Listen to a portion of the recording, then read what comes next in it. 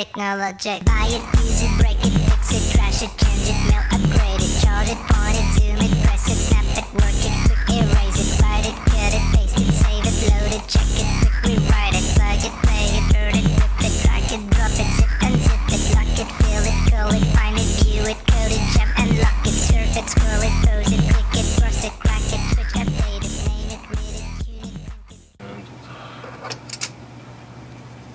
When you get a misfeed, you may have to open up this tray to get it out, this compartment to get it out. Looks like it's also completely removable, so you can really get down in there if it's unlikely event that you have any difficulties with it.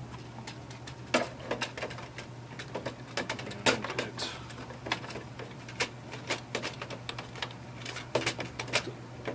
it doesn't go in that easy. There we go. It's kind of loose there, but that's fine. It's hooked up properly. Okay, let's unwrap this other bag of goodies here.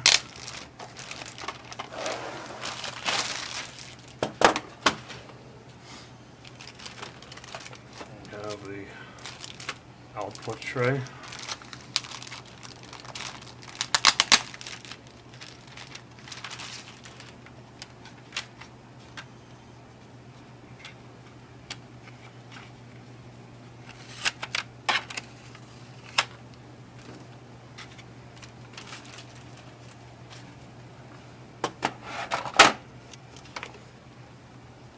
We have giant ink cartridge.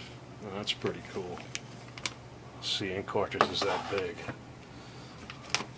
Yellow, magenta, cyan, black. Well, that's pretty cool. Nothing beats big ink cartridges, folks. Power cord, no brick. It's also nice, makes it more business-like. The power supply is built into the device, so we don't have to deal with a power brick. Let's take this off of here. Looks like we're ready to go back to the instructions and see what we need to do next. Remove all the tape and other packing materials, including the tape on the duplexer. Insert the cassette into the printer. Nice big cassette. Some more tape to remove here. Another piece down here.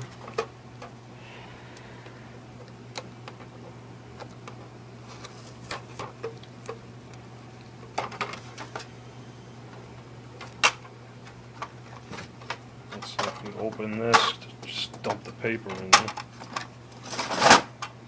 Okay, back to the instructions.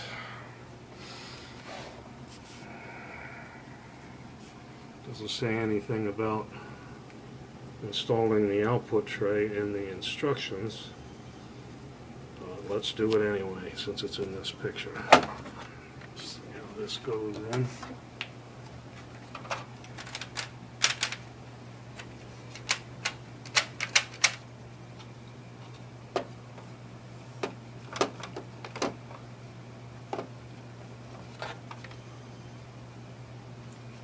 Two little knobs here, and then you just slide it in and lock it into place.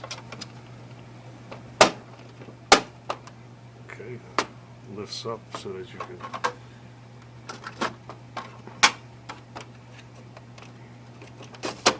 pulls out for legal size paper. Most likely needs to be pulled out for letter size paper as well, and you flip this out for legal size. Okay, next instruction tells us to connect the power cable.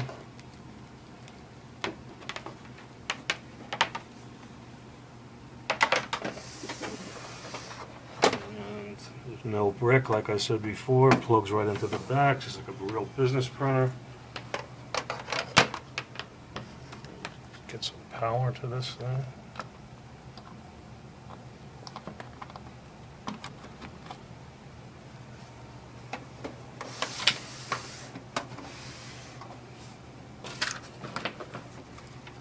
Okay, here it goes. Turn on printer.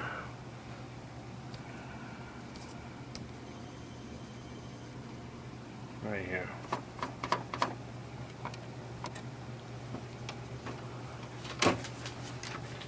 Press the power button. Please wait.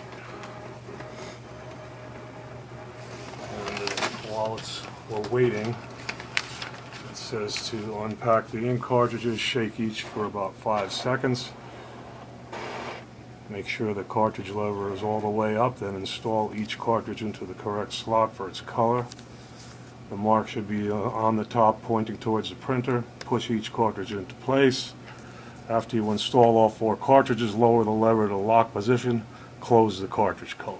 Okay, here we go. Like I said, this has shipped with standard ink cartridges. It's a nice size cartridge.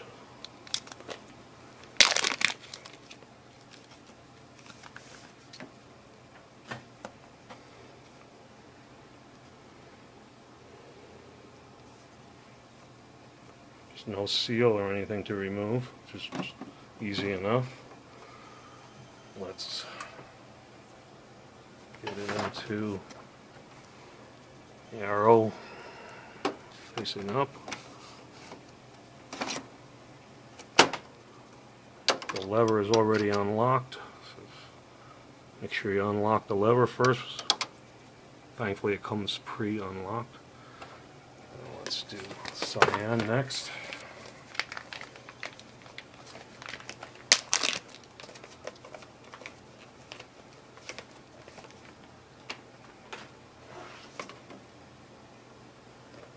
Arrow up, click it in, really easy. Magenta,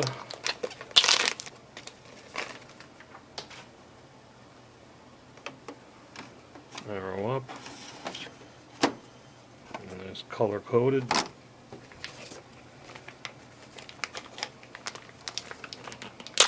Also color coding down here.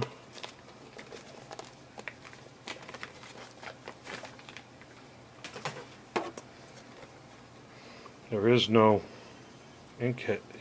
print head on any of these cartridges. So the print head must be permanently installed. We'll find out later. But this printer uses a technology called micro piezo inkjet, which is a variant on thermal inkjet printing. And I would assume that the micro piezo part of it enables it to produce more dots per inch than a typical thermal inkjet printer. Lock this down, close it, done.